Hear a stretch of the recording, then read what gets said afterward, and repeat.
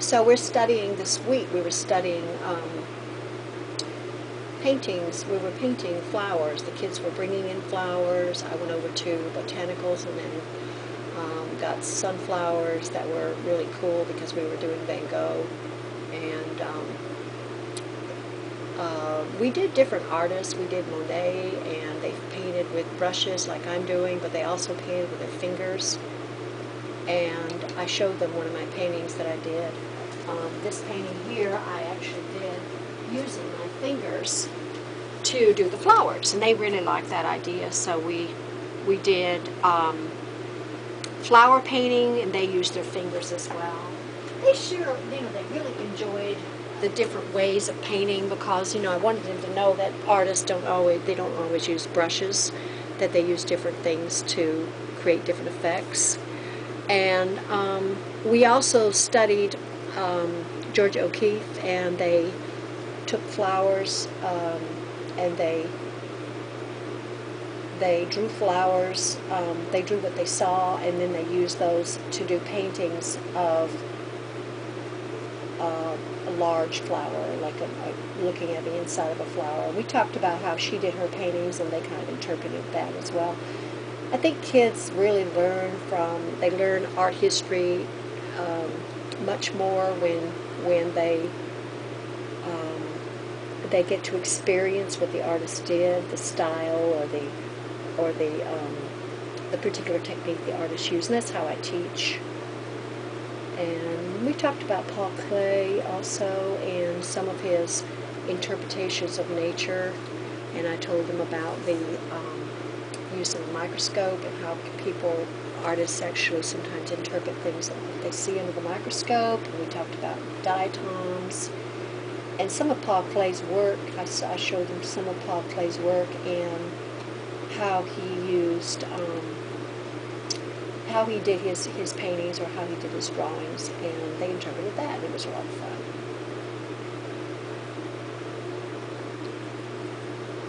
So what I'm doing now is I'm building the foreground so that this is more in the back, so this is more in the distance, creating some space.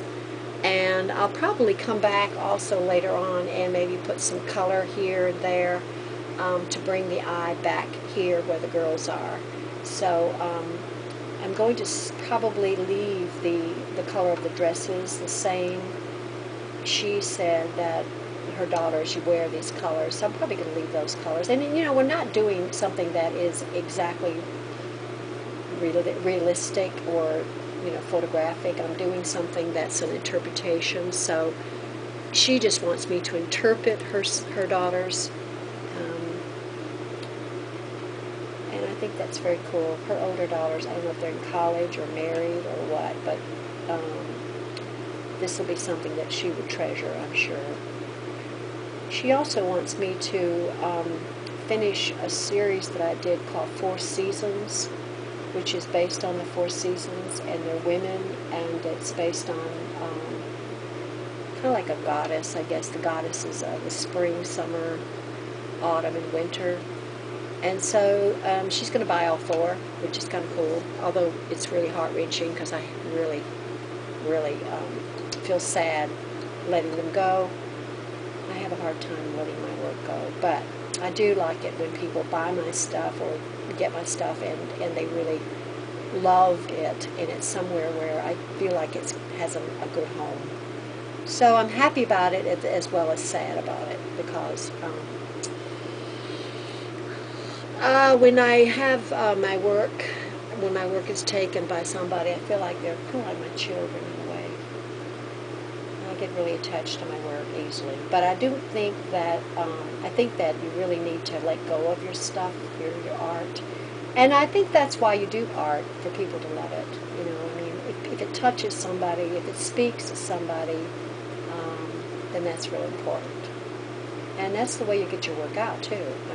It's not really good for your work to stay in your studio where nobody sees it and you just kind of keep painting. And I think it also releases your creativity when you do that, because that way you keep your creative process going. And I have a painting that, in fact, I'm going to give to someone, which I do a lot. I give my work away because I think if somebody loves it, sometimes it just is something I just am led to give away. So this lady came in when I did a show for a couple of my students, and she really loved the mother-child one that I did, Birth of Motherhood. And I guess it's because she's a mom and she's got 2 little kids, and it really touched her. So that painting is going to go to her, and she,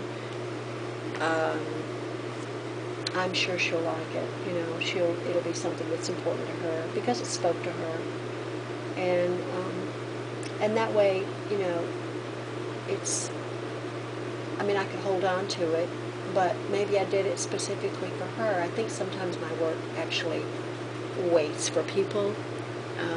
This one here I had not finished, and it just kind of sat in my studio, and when she came in and she saw it, the lady who's buying this painting, it touched her, and so maybe it was waiting for her. Maybe if I'd have finished it, I would have put it in Flynn's, and it would have gone to the wrong person. So I don't know, I just think of my work as, I'm very intuitive, and I really trust God and my creative process as far as where my work goes. I always think that way. And so far it works.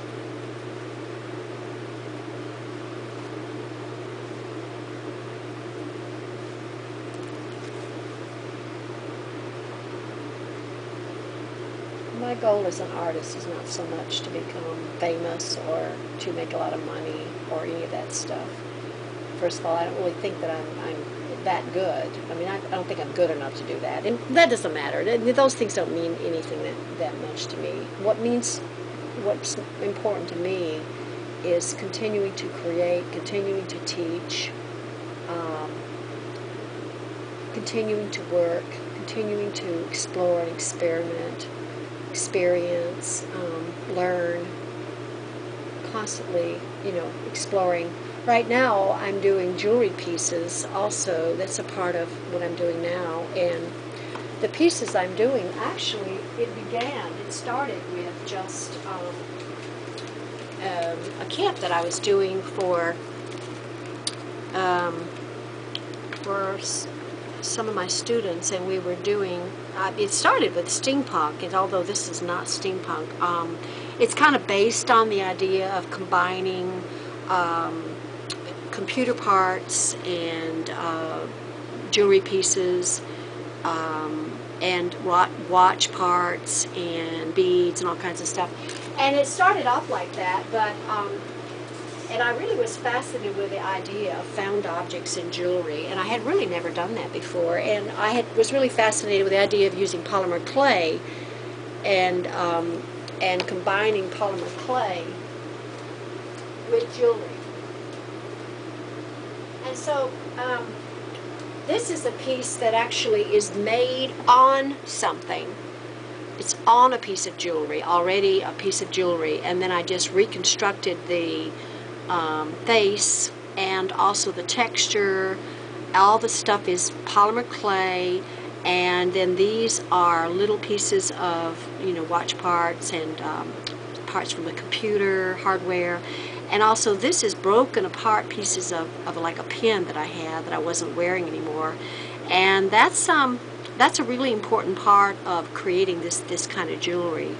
And of course this is going to have beads, and it will actually become a necklace, a pendant.